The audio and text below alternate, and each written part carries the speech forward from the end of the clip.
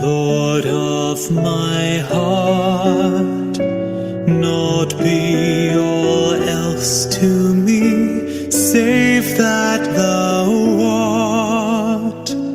Thou my best thought both by day and by night, in waking or sleeping, thy presence my light.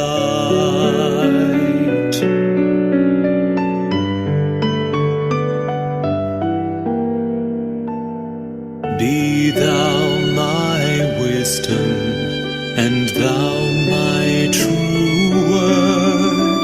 Be thou ever with me, and I with thee, Lord. Be thou my soul's shelter, be thou my high tower. Oh, raise thou me heavenward, great power of my part.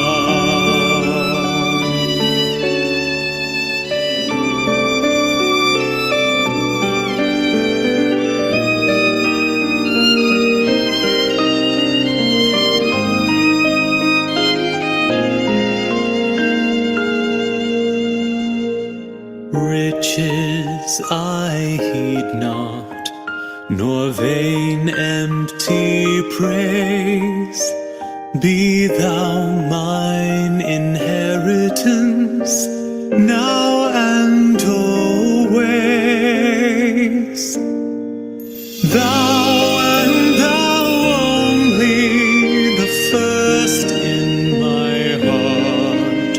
O high King of heaven, my treasure thou art.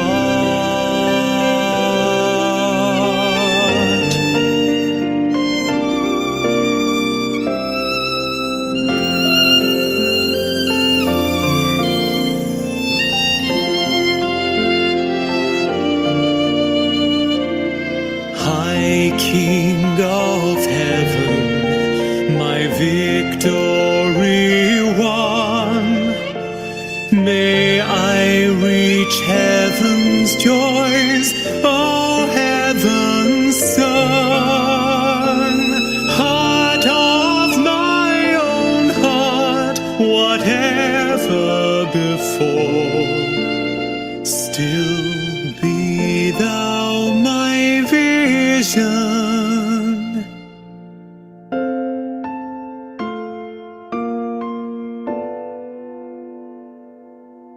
Be thou my vision, O ruler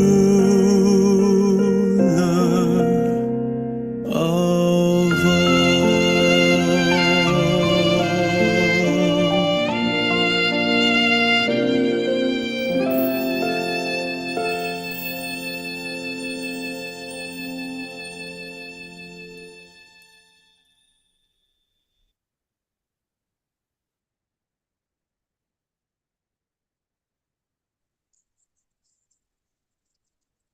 Isa pong mapagpalang umaga sa lahat.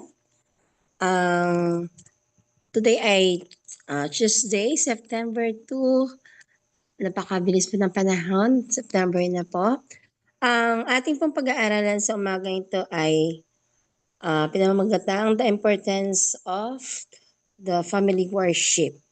Sa ating pong pagpapatuloy, ating pong pakinggan ang ating inspiration at muli po, magandang umaga, tanghali, gabi, saan man po kayo naroroon.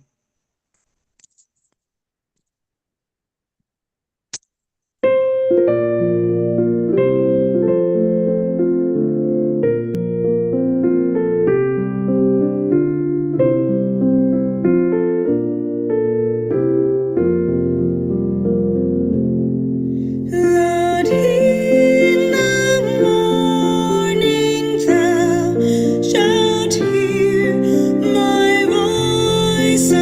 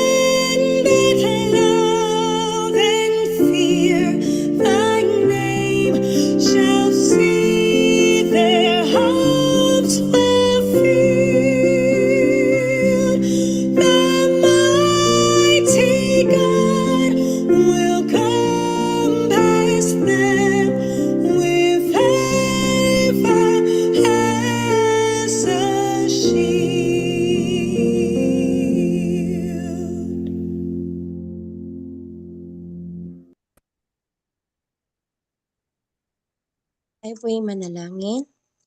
Ama po naming banal na sa mga langit po kayo. Ama, maraming salamat po sa umagang kaganda na kung saan inyo po kaming ginising at muli po ay haharap sa inyo upang pag-aralan po inyong mga banal na salita. Dinadalangin po namin, Panginoon, na inyo pong linisin ang bawat isa sa amin, yung aming puso't isipan, upang po maging handa po kami makinig at handa po namin itong may sa kabuhayan mga salita na aming maririnig po, Panginoon. Dadalangin ko po si Tita Carol na po bigyan. Ha?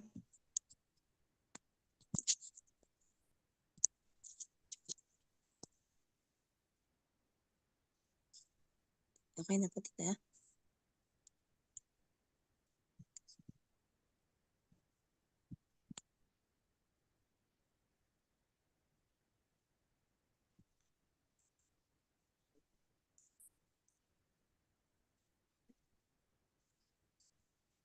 Tayo po manalangin.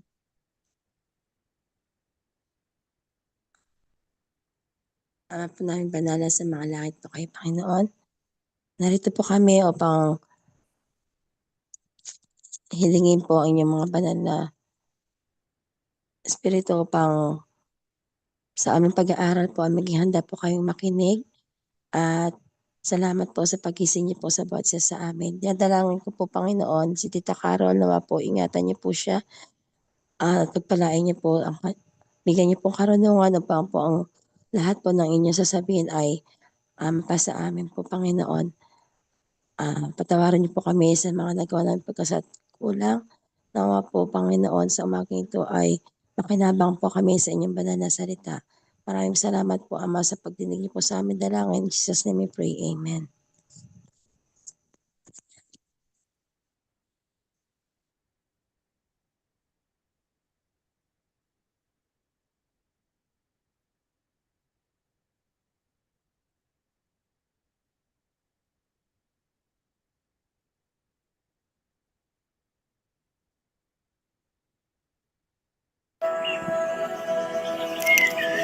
Our devotional for today, the importance of family worship.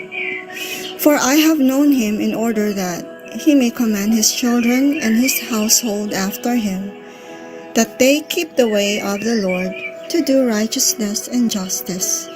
Genesis 18 verse 19. In every family, there should be a fixed time for morning and evening worship.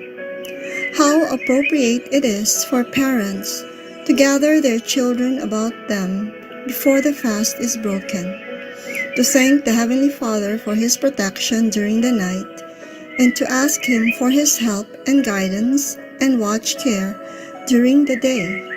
How fitting also, when evening comes, for parents and children to gather once more before Him, and thank Him for the blessings of the day that is past.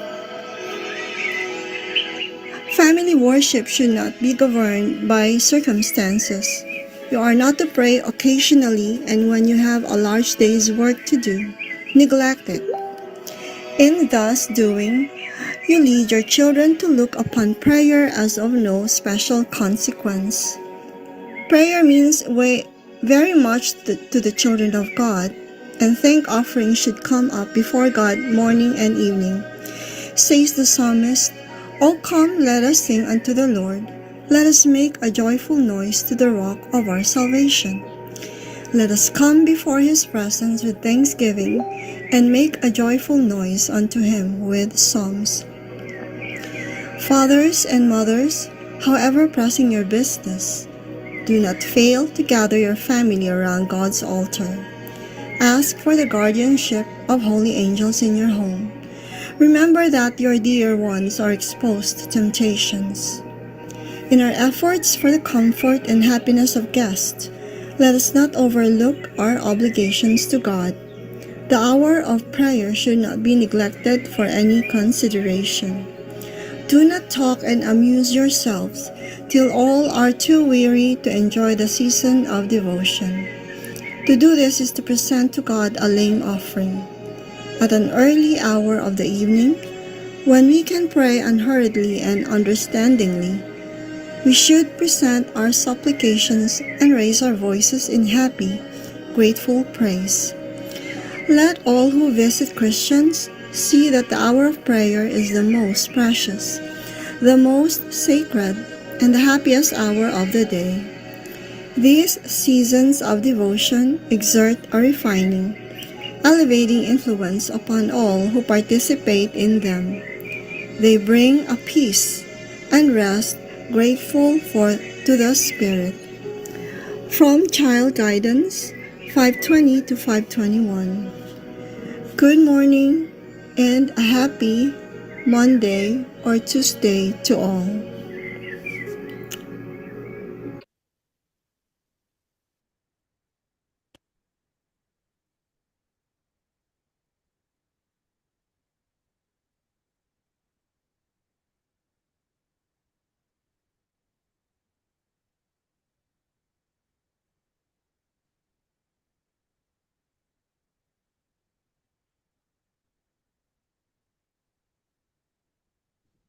Good morning po and yes, happy Tuesday.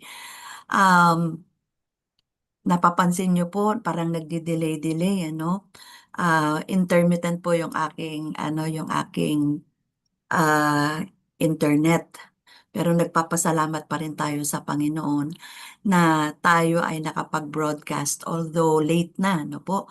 But we still thank the Lord that we are able to broadcast this morning at mapag-aralan natin ang salita ng Panginoon. At para sa umagang ito, ang atin pong pag-aaralan upang ang na maging susi ng Heaven's Storehouse ay the importance of family worship. At Genesis 18:19, for I have known him. Ito po ay si Abraham. Ano po? In order that he may command his children and his household after him, that they keep the way of the Lord, to do righteousness and justice.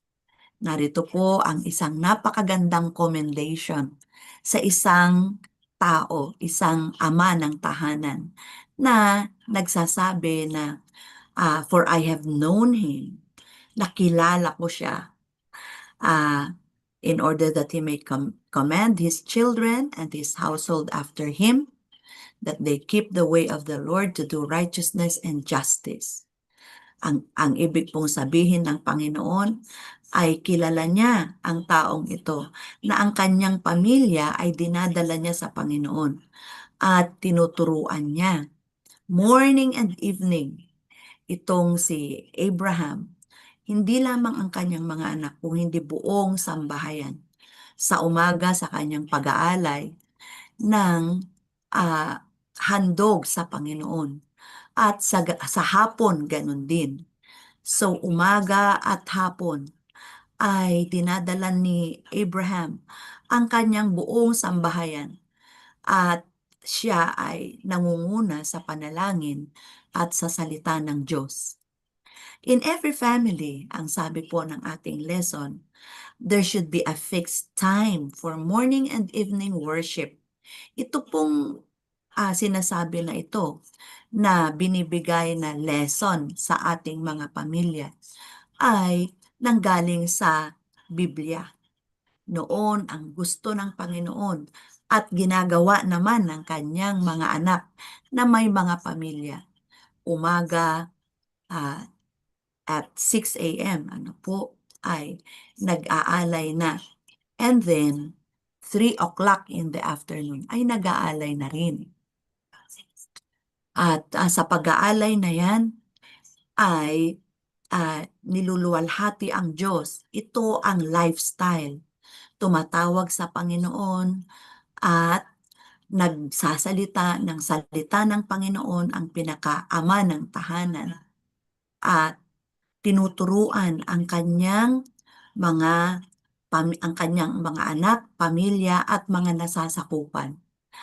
At tinuturo ang daan ng Panginoon, ang mga salita ng Panginoon, at hindi lamang yun, ang gusto ng ama ng tahanan ay sa pag-aaral at sa ah, yung keep ay ibigin nila ang way of the Lord, to do righteousness. Ang ibig sabihin po ay para makagawa ng matuwid, hindi baluktot. And then, of course, mayroong hustisya sa bawat paggawa. Hindi nang aagrabyado. Ayan po. Ayan ay mahalaga na ang pamilya ay natuturuan at yan ang pagtuturo ay nangyayari sa family worship. Hindi po ba napakaganda? I don't know kasi po sa mga kinagisnan na pamilya ng Adventist, ay ganyan po, umaga at gabi. Sa amin po kasi gabi pero sa Biblia noon ay ang morning and evening sacrifice na ginagawa ng pari ng tahanan at hari ng tahanan, yan po yung ama ng tahanan, ay mag-uumpisa siya. It's either 6 or 9 in the morning, depende po sa kanilang pero usually 6 yan, 6 a.m. to start the day. And then, nag-aalay na yan sa Panginoon upang ang sambahayan ay idinededicate sa Panginoon. And then, magsasalita ang patriarch or ama tungkol sa kagandahang loob ng Panginoon at sa mga salita ng Panginoon at yung kanyang ah, ah, mga mga itinuturo sa Biblia. Kung magkaganon, ang makaraan na mag-aral ang mga anak ng Diyos, na pinangungunahan ng Ama, umaga at hapon, umaga at gabi, ay pwede na silang manalangin na magpasalamat sa Ama sa pagkikip sa kanila ng buong magdamag, and then hihingi ng protection ng sa hapon or sa gabi ay hihingi ng protection sa gabi. Sa umaga, ang mga panalangin ay maging kasama ang Panginoon sa buong maghapon sa paghahanap buhay or sa pag-aaral or sa in doing about business and kakitaan nawa ang pamilya or ang members of the family ng kagandahang loob ng Diyos at sa kanilang pakikitungo ay makita ang tama at paggawa ng matuwid at maging patas sa kapwa. Ayan, maging blessing. So, yan po ang araw-araw na dinadala at ginagawa ng ama ng tahanan upang maturuan ang kanyang mga anak. Kaya ang mga bata pagpapasok sa school ay busog na sa salita ng Panginoon at naipanalangin na ng magulang. Kaya may confidence ang bata na sa kanyang yun pong ginagawa na ito, mayroon siyang influence sa ating pamilya. May impluensya yan sa ating mga anak na sila ay masaya na pupunta sa school or sa kanilang gawain dahil sila ay naitalaga na ng ama ng tahanan. At sila ay nabigyan ng mga instructions kung paano makikitungo sa kanilang kapwa-bata o kaya paano makikitungo sa trabaho. At ang blessing ng Panginoon ay naibigay na sa family. Kaya yan po yung importansya ng family worship. How fitting also when evening comes, kung pag-uwi na ng mga bata, at ang mother naman ay ganun din, nakahanda na ang hapagkainan. But before that, ang pamilya ay iipunin at magpapasalamat sa Panginoon sa pag-iingat, at sila ay magpapasalamat at magsasabi ng kanilang experience na ang Panginoon ay kasama nila buong maghapon. At ang mga mamumutawi sa bibig ng mga anak ay pasasalamat sa Panginoon. Pag-awit, nag-aawitan kasi nag-aawitan po. Sa kanilang pag-aawit ay masaya ang mga batang nag-aawitan. At bago makatapos ng kanilang pag-worship ay mananalangin at itatalaga muli ng ama ng tahanan ang pamilya at sila sa kanilang pagtulog. At that is the cycle of their life. Morning and evening, the importance of family worship. Hindi daw pwede yung you pray occasionally. Ang sabi dito ay, the family worship should not be governed by circumstances o may sa birthday o o kaya nangangailangan, no? May problema tayo, mag-worship tayo, hindi ganyan, Kung hindi, talagang ito mayroong fixed hour na ginagawa at ipinatutupad ito ng ama ng tahanan o ina ng tahanan. Habang lumalaki ang mga anak, ay ganito po ang nangyayari. At alam natin, pag ang mga bata ay naturuan na natin ng ganito, saan man sila magpunta, ay gagawin din nila ang morning and evening worship for themselves kung hindi na magkakasama sa tahanan. Hindi po ba napakaganda na itinuro ng Diyos sa kanyang mga anak na magkaroon ng morning and evening family worship? At dito nagiging matatag ang pananampalataya kasi dito natututunan ng pamilya ng mga anak ang pananampalataya, kabutihan ng Diyos, buhay na walang hanggan, nape-prepare ang pamilya sa buhay sa eternal kingdom ng Panginoon. At kung mayroon mang mga pinagdadaan ng mga problema, ay dito nase-settle sa family worship. Kung may hindi pagkaunawaan ng members of the family, sa family worship, they will come together at dito mariresolve. At ang blessing ng Panginoon ay siguradong tatahan dito sa pamilya na nag-worship with all thanksgiving at kung magkaganon, buong pasasalamat at mag-aawitan ng masaya ang pamilya na nag-worship ng morning and evening. Ito po ay guardianship, ang sabi ng ang guardianship, sabi dito kasi angels, but actually the father or the mother who leads in the family worship ay siya mismo ang nag-guard sa kanyang family sa mga evils ng mundo, against the evils of this world. Kaya ang mga bata ay napoproteksyonan. Hindi naiimpluwensyahan basta-basta ng mga tao sa labas o mga kaibigan. Bakit?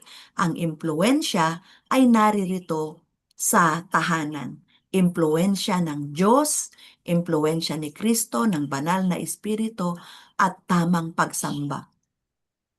At ito ay napakalaking blessing para sa atin. Kaya ang sabi po sa kahuli-hulihan, let all who visit Christians see that the hour of prayer is the most precious and most sacred and the happiest hour of the day. At sa mga seasons na ito, ang sabi ng lesson natin, ang devotion or devotional life ng pamilya ay nagkakaroon ng impluwensya ng pagiging pino, ng ugali at nakakapagpataas ng quality ng buhay.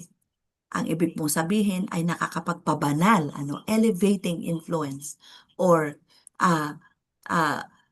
holy influence at sa lahat ng mga nagpa-participate dito. At hindi lamang po yun, ang mga taong nag-worship morning and evening nagkakaroon ng peace and rest sa kanilang mapagpasalamat na espiritu. At ito po dapat ang ituturo natin sa ating mga anak. Ang importance of family worship. 5:05, good morning po.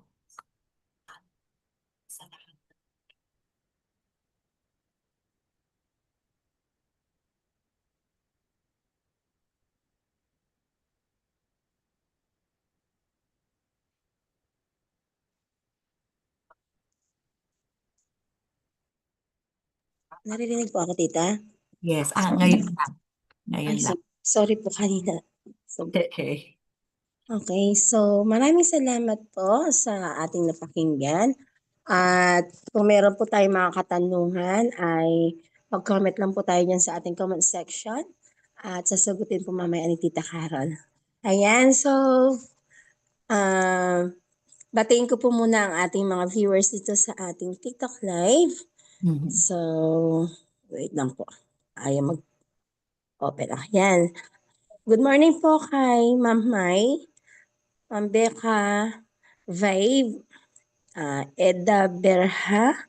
Ayan. Thank you po sa inyo pong pakikinig at natili po kayo dyan.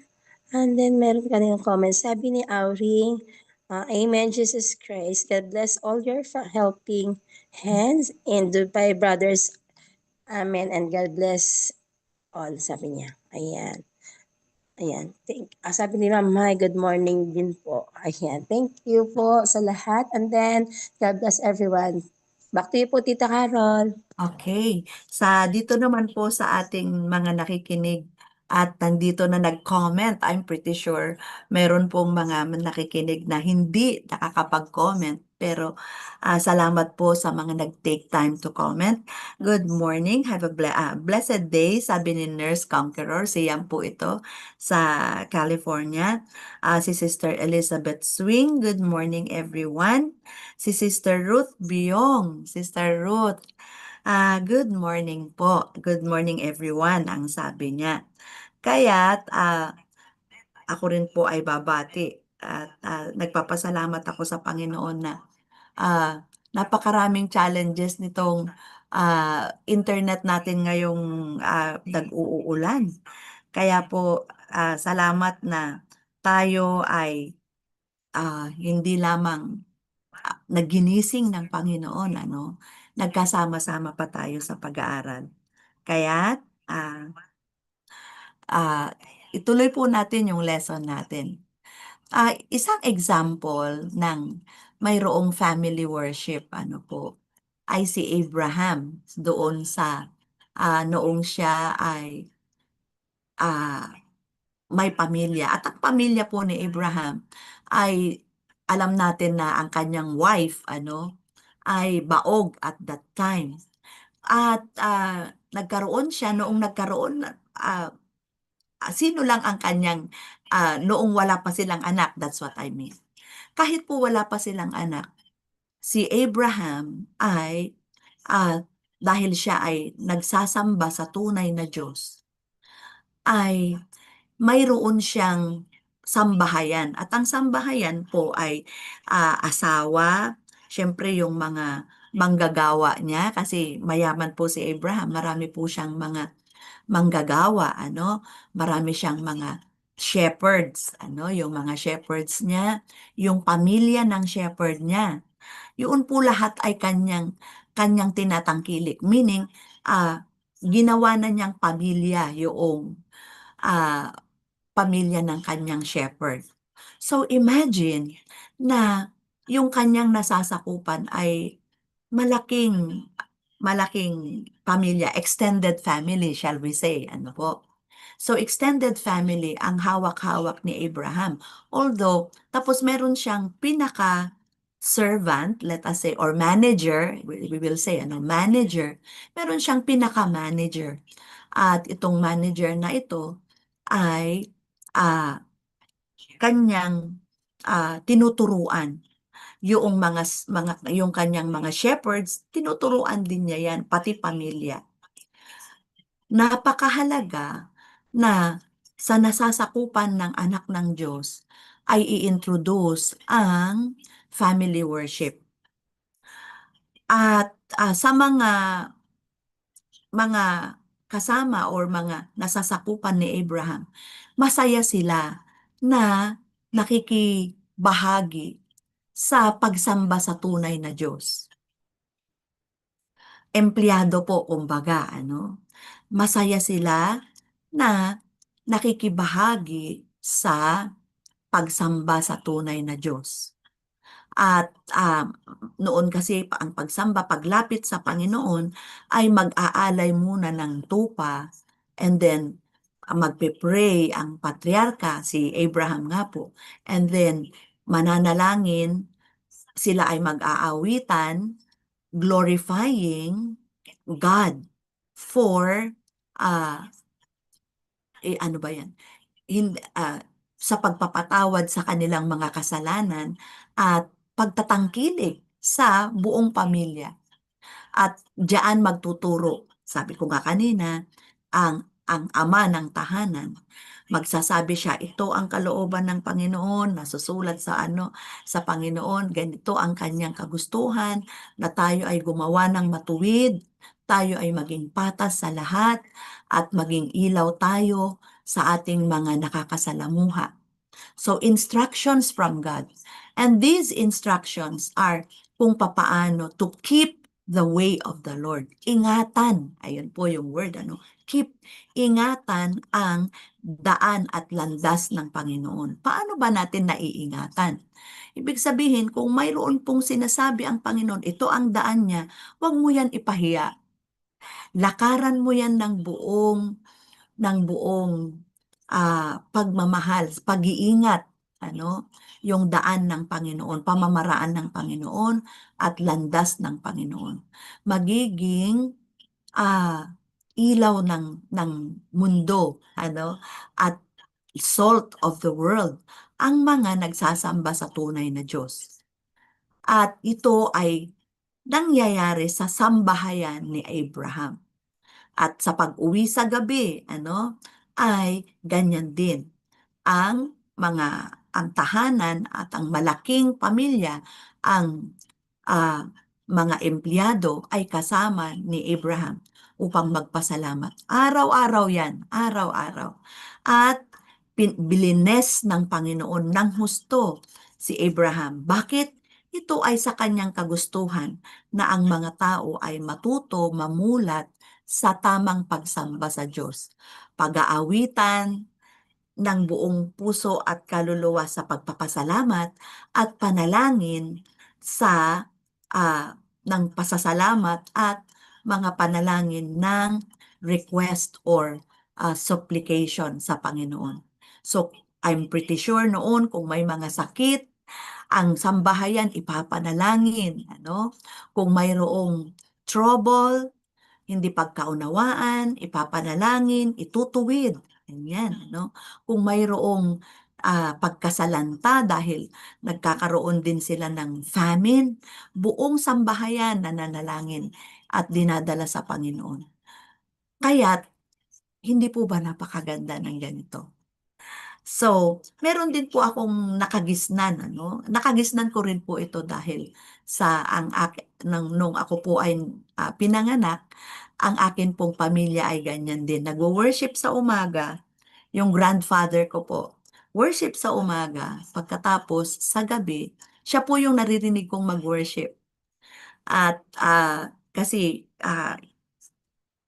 natatandaan ko, halos 3 lang kami sa bahay noon. Not including yung yung helper, po. So, ang naririnig ko lang sa umaga yung grandfather ko na it's either maririnig ko na mag-worship siya, nakikinig siya sa radyo, mag-worship siya, at yung pong maririnig ko na awit ay lift up the trumpets, Jesus is coming again, ganyan po. O kaya Lord in the morning, yun ating pong napapakinggan. So, at naririnig ko kung ano yung worship doon sa radyo, yun ang ginagawa ng grandfather ko. At kung minsan, kung siya ay ilalagay niya ako sa lap ko para ano 'no, para mag-worship. Tulog pa talaga ako, pero talagang ginagawa niya 'yun. And then sa gabi, 'pag, ano na po nandiyan na lahat ano, naikwento ko na rin sa inyo na Coleman pa ang aming gamit no'n, wala pang electricity. Yung Coleman na napakaliwanag sa buong bahay ay tatawagin niya yung uncle ko sa kabila na bahay at yung mga pinsan ko, yung mga auntie ko, tapos kami. So nagwo-worship kami and, alam niyo po sa bata, ah, noon masaya kaming nag-aawitan. Kaya lang 'pag nagdi-discuss na siya ng lesson, dahil bata pa po ako, hindi ko masyadong matandaan yung mga dini-discuss na lessons, 'no? Tungkol yun sa Biblia for sure ano, sa Biblia. And then 'pag natapos na siyang magsalita ay amen, and then kakanta uli kami and then magpe-pray na siya, ipagpe-pray ang buong sambahayan. Nakagisnan ko po yun. And so, gano'n din po nung magkaroon ako ng anak, matagal po bago ko na-establish yun. Ngunit nung na-establish ko naman yung mga aking mga bata ano, ay na naituro doon yun yung pamamaraan para maituro sa mga anak ang mga salita ng Panginoon. Noon po ang ginagamit ko para sa mga salita ng Panginoon ay, ah, Bible stories ang ginagamit ko para sa aking mga anak. So, babasahin namin 'yan sa gabi ano, babasahin namin 'yan sa gabi kasi we have a longer time at night. And then, babasahin ko 'yan sa kanila or ipapabasa ko and then mag mag magbibigay kami ng lessons. And then, kung ano man po yung nangyayari sa kanila sa school, sasabihin ng mga bata 'yan, "Mayroon akong kaklase," ganyan ano, and then we will pray for that classmate. So, ah, noong lumaki na po ang mga bata ay mayroon ng kanya-kanyang mga schedule. But ito po kung nagawa natin ito ay itong obligation natin ito sa Panginoon. To keep the Lord's way and to teach our children to do righteousness and to do justice. At yan po ay pwedeng mangyari sa mga family worship. Ayan. So baka po meron kayong experience about family worship ay paki-share po ninyo dito sa pwede tayong mag-comment. Good morning, Tita Emma. Thank you for greeting us. Good morning, Tita Emma. And I'm pretty sure nakikinig din po sila Ate Belen, ano. Hindi ko pa po na-sharean yung ibang mga women leaders at ngunit sigurado ko po na siguro mamaya ay makikinig sila sa ating mga sa ating devotional. So Heidi, baka meron kang experience about family worship, yung talagang morning and evening, ano? Sa amin nga, sabi ko nga wala pang kuryente noon doon sa aming probinsya. Ay na-experience ko po yung family worship. Ayan. Marala muna ko. Yes po, may family worship po talaga kami nung bata po kami kasi nga po lumaki po kami sa lola ko mula po nung namatay yung father ko, kinuha kami, dinala kami dito sa ano. So, ang experience ko po ay pungas-pungas ka pa talaga, gigisingin ka Oo, talaga. amen. As in, 4 o'clock or 5, gising na kami kasi maaga din po ang pasok, di ba, that time. Mhm. So, hindi po talaga pwedeng hindi ka sasali sa family worship dahil kung hindi po may kurot ka sa singit sa lola ko. As in, pero ano po, napakaganda po kasi may family worship. Do'n po yung time na hindi lang dahil sa tawag dito, nagwo-worship tayo sa Panginoon. Ito rin po yung time na nagbabanding tayong mag-family. As in, nakakatulong po ito dahil po nagiging malapit kayo ng ng family niyo at mga magkakapatid. walang mga, siyempre, 'pag nagwo-worship kayo, 'di ba, minsan yung mga bata ay meron siyempre nagkakasamaan ng loob. Pero 'pag meron kayong family worship, ano, gumagaan, nagkakaroon kayo ng kapatawaran sa sarili. And then sa gabi po, meron din po kami quick worship po. Ayan po yung kinalakihan namin. And then nung nagkaroon na po ako ng sarili kong pamilya, before, so meron po kaming evening worship. Sad to say, ito po yung aking wini-workout. Sana na maibalik namin sa aming family. Ayan po, Yes. tita. Oh, thank you, Heidi. And good morning kay Yellow Yellow. Pinsan ko po ito, si Eva. Good morning, Manang. Good morning, everyone, sabi niya. So, meron pong binanggit dito.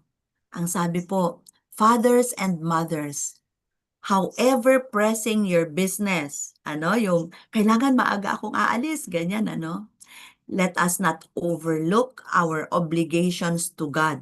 Ano yung mga obligasyon natin na yan? The hour of prayer should not be neglected for any consideration. For any consideration, At ibig sabihin, hindi pwedeng nagmamadali ako, maaga ako. Hindi. Tipunin ang pamilya at bago bago umalis, maaaring kunwari po, pagpalagay natin, evening worship, alam ng father or ng mother na siya ay aalis ng maagang maaga. So, maaaring yung worship nila ng yung family worship nila na ganitong oras ay pwedeng i-move nila. Sasabihin, mga bata, tomorrow, gising tayo ng mas maaga kasi ang mami ay aalis. Ang worship natin ay ganitong oras. Kasi ang sabi, do not neglect for any consideration yung hour of prayer. At do not talk and amuse yourselves till all are too weary to enjoy the season of devotion. Kung kayo na nagli-lead ay wag yung magsasalita ka to amuse yourself hanggang mapagod sila. Hindi ganun po. Ang dito po sa family worship ay una nag-aawitan muna yan, tapos magpe-pray. At ang prayer ay tanggapin ng Panginoon ang pagsamba ng pamilya. At ipagpipray yung lesson. So usually, may lesson yan na sinusundan. May mga devotional, May devotional na sinusundan. At sa devotional ay may lesson dyan na maibibigay sa family. Paiksi lamang po ito, hindi kailangan tong mahaba, And then, pag naibigay na yung lesson, aawit ulit at mananalangin na ang magulang at itatalaga ang buong pamilya sa Panginoon. At hindi po tayo po pwedeng, ayun nga yung sinasabi niya na yung pag-worship ay to amuse ourselves, para ma-entertain ang ating mga sarili. Hindi po. Ang sabi, pag ginawa daw natin ito, yung pag-worship na to amuse ourselves hanggang sa mapagod na lang yung mga kasama, ay this is to present to God a lame offering. Alam niyo po noong panahon ng pag-aalay, ang inaalay po palagi ay yung maganda. Kaya nga po noon ay ang mga pipiliin yung walang bahid o walang kapintasan na lamb. Pinapatay yun kasi sinisignify na ina-acknowledge na ang pamilya ay inililigtas ng Diyos dahil sa kamatayan ng inosenteng napakagandang lamb. At yan po ay si Jesus Christ. Kaya ang sabi, kung gagawin ninyo ito, yung bang nagwo-worship kayo just to amuse yourselves, that is a lame offering. Ibig sabihin, hindi ito katanggap-tanggap sa Panginoon. Kaya, ito po at kailangan pag mananalangin tayo, unhurried, ang sabi niya, and may understanding. Unhurriedly and understandingly. At tayo ay ipipresenta natin sa Panginoon ang ating masasayang pasasalamat at ma pagpapala, pinagpapala natin, or we are acknowledging, we are happy because we have a God and Father in heaven. Ganyan po ang object or goal ng family worship. At lagi po sinasabi, di ba? The family that prays together stays together. Hindi po ba?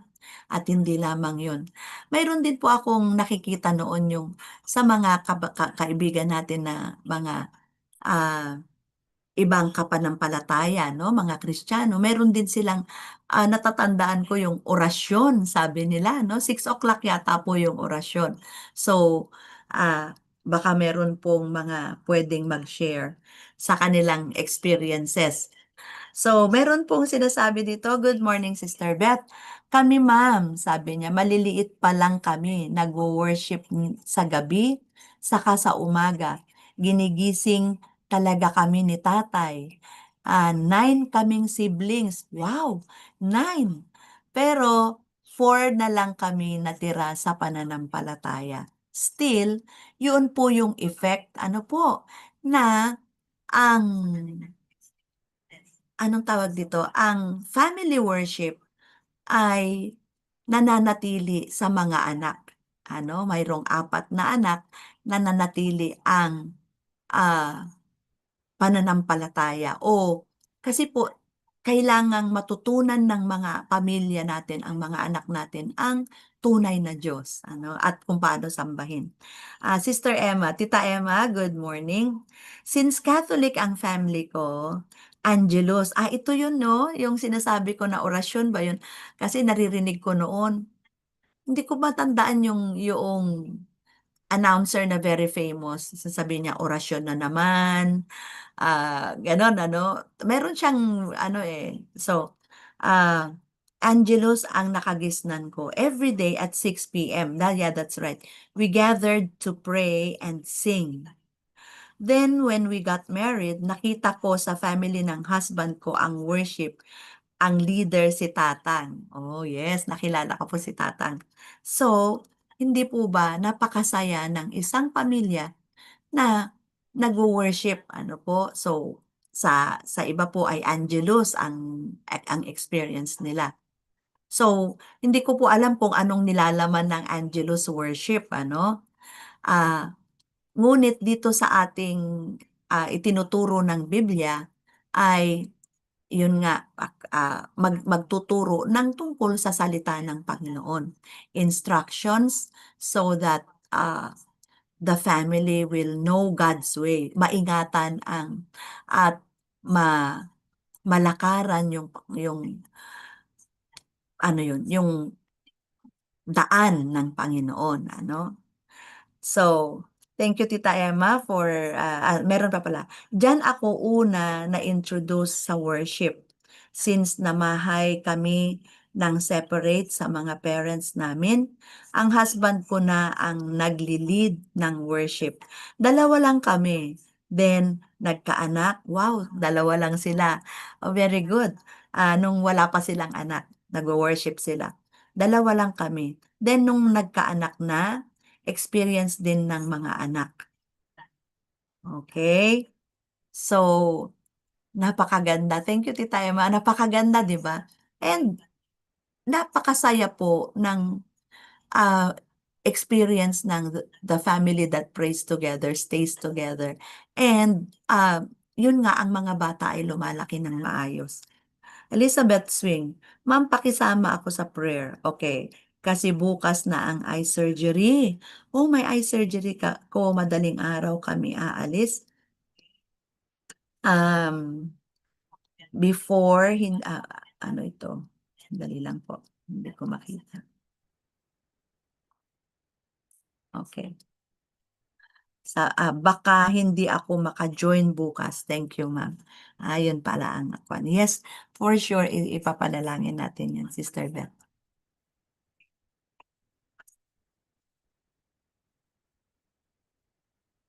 Okay.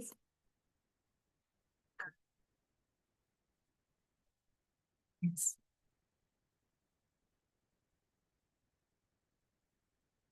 "5:31.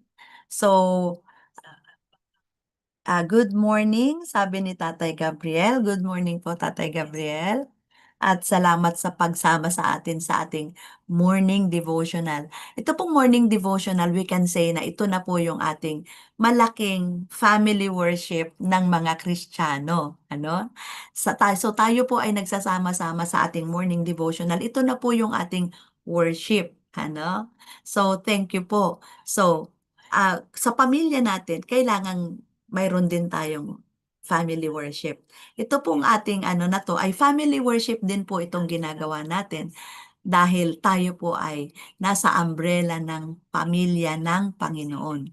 Kaya nagpapasalamat po ako na nagsasama-sama tayo sa family worship.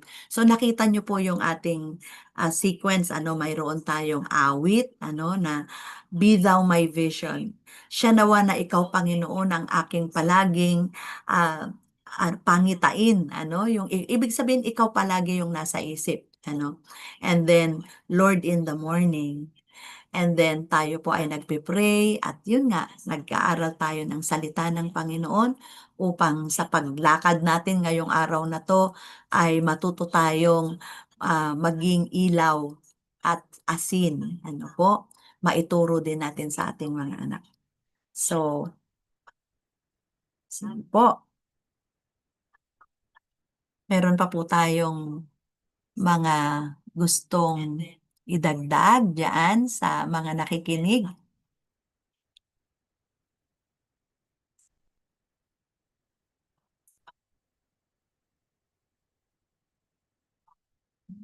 Okay.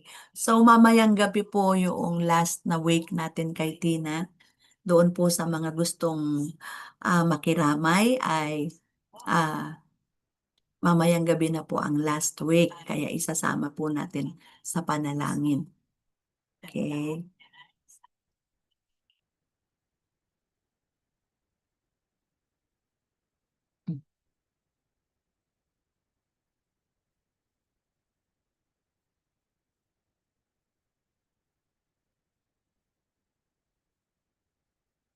Okay, mukhang wala na yatang ano, wala na yatang magshi-share. So, i-wrap up na po natin yung lesson natin, the importance of family worship. Ito po ay nakasulat sa Biblia, sa buhay ng mga patriarka noon, si Abraham. Masaya, kino-commend ng Panginoon ang mga pamilya, lalong-lalo na ang ama ng tahanan o kaya ina ng tahanan, kino-commend at sinasabi, "I know him, kilala ko siya." Na ang kanyang mga anak ay kanyang tuturuan. Iko-command niya ang kanyang mga anak at buong household after him, ang sabi. At ito ay ginagawa upang maingatan ang landas ng Panginoon, ang kanyang tamang pagsamba at makagawa ng matuwid ang pamilya at makagawa din ng hustisya at hindi ng aagrabyado or ng aabuso ng kapwa. Kung magkaganon, ang pamilyang ito ay nag na na nara ano yun, nagiging testimonya na sila nga ay totoong mga anak ng Diyos. Yan po ang ating lesson for today at, ayan, sige po. Ah, Meron po ba tayong ano, prayer request, Heidi? Oh, Bibi is already here. May prayer request po kayo? Kung mayroon kayong Mimi, baka meron kang babatiin? Meron ka bang babatiin?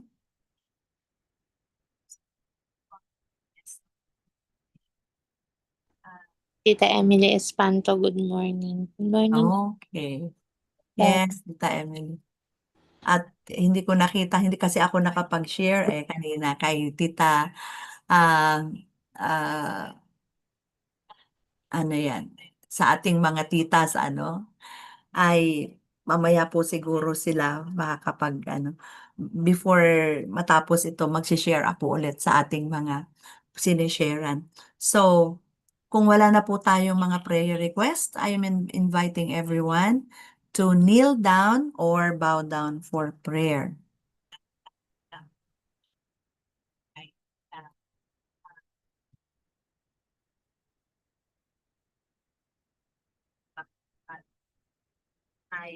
Tayo po ay mag-pray.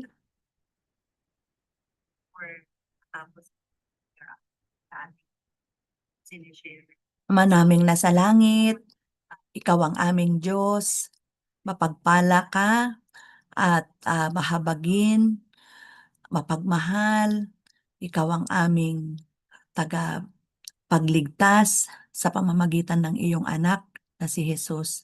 Ikaw din po ang makapangyarihan naming Diyos at ikaw din po ang aming manlalalang. Salamat po na ang inyong mga anak ay muli ninyong binangon ngayong umagang ito ng may kagalakan ng puso. At kami ay nagsasama-sama upang sa unang mga oras ng aming buhay, katulad ng aming napag-aralan, kami ay nag-aawitan, nagwo-worship, at nagpapailan lang ng inyong kagandahang loob at pasasalamat namin. At Panginoon, sa aming pagsamba ngayong umaga, salamat na kami inyong pinakain muli ng inyong mga salita. At sa mga salitang yan, kami ay lalakad ngayong araw na ito. At masaya kami na may buhay at kalakasan ang aming ang aming araw ngayon ay magiging mabunga, ang aming araw ay magiging masaya, ang aming araw ay pinagpala dahil sa umagang ito kami ay nagsasamba. Kaya tanggapin niyo po, Panginoon, ang aming pagsamba, ang aming pagpapasalamat at pag-ibig sa inyo at sa aming Panginoong Hesus. At pinasasalamatan ko rin ang lahat ng mga kasama namin dito na nakaluhod, Panginoon, sa TikTok at dito sa YouTube at mamaya po doon pa sa mga makakarinig. Kami pong lahat ay nagpapasalamat dahil tinatangkilik ninyo kami. Binibigyan nyo kami ng mga pangangailangan araw-araw. Hindi nyo kami ginagantihan na aayon sa aming mga pagkukulang at mga kasalanan. Sa inyong kahabagan, Panginoon, muli kami ay hihingi ng paglilinis ng puso, isip, kaluluwa. Itama ninyo ang aming mga nagkakasalang mga kaluluwa. At siya nawa na tingnan namin ang aming Panginoong Hesus upang ang aming mga puso ay maging matuwid, maging dalisay, at maging makapangyarihan ang aming mga buhay. Sa umaga rin pong ito, kami po ay nilalapit namin si Sister Beth na siyang magkakaroon ng surgery tomorrow early morning. Ihanda ang kanyang mental state. Alam po namin na ang surgery ay nangangailangan ng a lot of courage and faith. I pray that you will prepare her mind, you will prepare her body so that she will be able to undergo this surgery, and may the outcome of this surgery be new eyesight and clear eyesight, Panginoon. Kailangan po namin ng clear eyesight sa pag-aaral ng inyong salita, sa pag-aaral ng Biblia. At kung magkaganon, Panginoon, nais naming ilapit si Sister Beth upang lalo pa siyang managana ang kanyang pag-aaral ng leksyon sa sa surgery ng kanyang eyes. Ganon din po si Tatay Gabriel na naririto. I am praying for him sa kanyang mga nararamdamang sakit at pagpapagaling nawa ng kanyang katawan, at ebanghelyo nawa ang maging katuwaan ng kanyang puso dahil tuwing umaga nakakasama natin siya.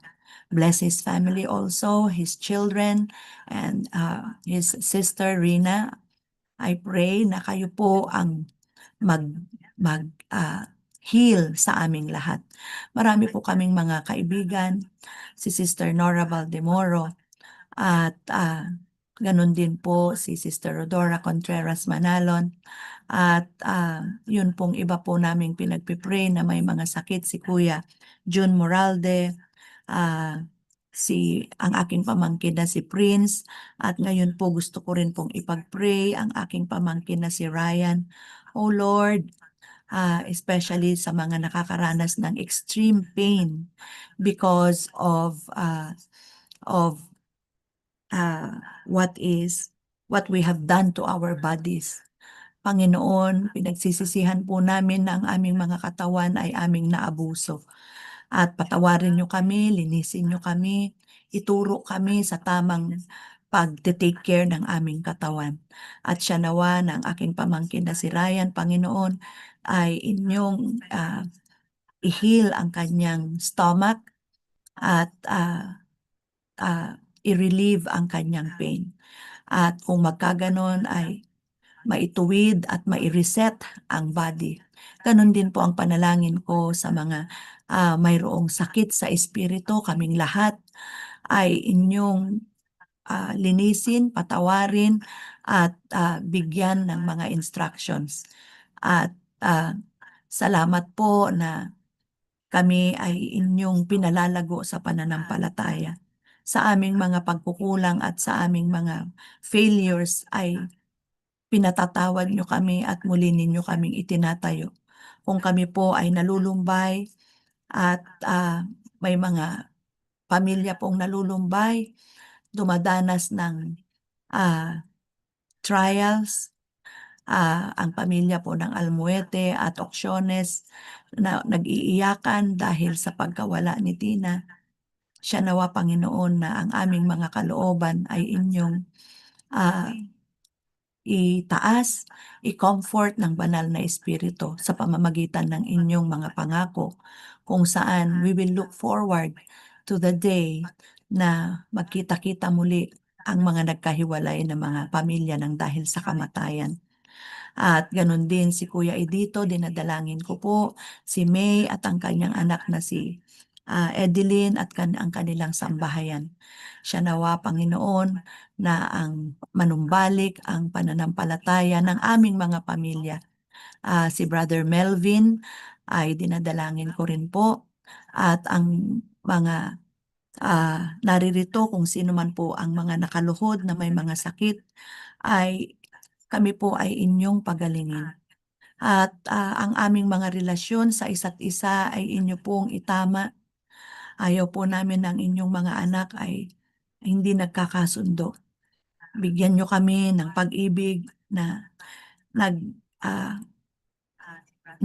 nakakaunawa, at kung magkaganon ang pag-ibig na ito ang mangibabaw, at ang inyong mga anak ay maging ilaw at totoong ang inyong ebanghelyo at mga instructions ay maibibigay sa mga tao.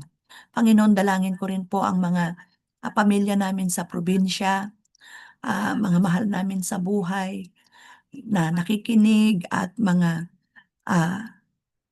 ninanais na makasunod sa inyo, Panginoon. Bawat pamilya, mga anak namin ay aming dinadalangin. Ipanumbalik nawa sila sa pananampalataya, bigyan ng pagpapala. Sa mga walang hanap buhay po, muli dalangin ko na bigyan ng hanap buhay. At ganun din po sa mga iba pang mga pamilya na may mga nararanasan na mga pagsubok, Panginoon. Dalangin ko na ang mga ama ng tahanan ay maging tapat sa inyong mga instructions, mga manggagawa ng inyong mga churches ay maging matatag sa pananampalataya, at hindi lamang matatag kung hindi inspired na maglingkod sa inyong tahanan. Salamat po, Ama, dahil mayroon po kaming mga panalangin sa aming mga puso na ikaw lamang ang nakakabasa at nakakarinig. Dinggin mo ang mga panalangin na ito sa kaikaluluwalhati ng iyong anak, at sa kanyang pangalan kami ay nananalangin. Amen. Amen po. Amen. Okay.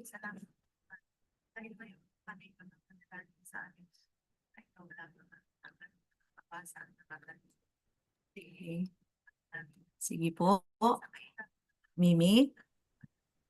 Thank you po sa pakikisama sa amin sa ating pong devotional ngayong umaga.